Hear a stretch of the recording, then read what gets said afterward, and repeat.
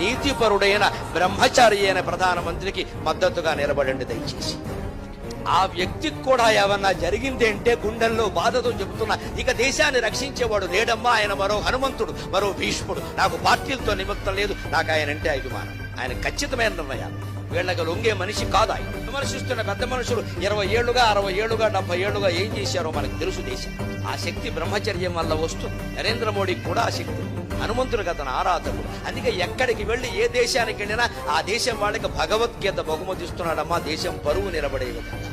ఎన్ని దేశాలు వెళ్ళినా ఎక్కడికి వెళ్ళినా భగవద్గీత బహుమతి. అమెరికా వెళ్ళి 9 రోజులు ఉంటే అనుకోకుండా ఆ 9 రోజులు దసరా నవరాత్రులు అయితే మీరేమన్నా అనుకోండి, మీరు ఎంత ప్రధానమంత్రి అయినా అవ్వండి, అధ్యక్షుడు అవ్వండి, నేను ఈ 9 రోజులు అన్నం తినను, కేవలం నీళ్లు తాగుతాను, నిమ్మరసం తాగుతాను, నాకు అదే ఇవ్వండి అని ఇతర మర్యాదలన్నీ పక్కన పెట్టి తన దుర్గాదేవి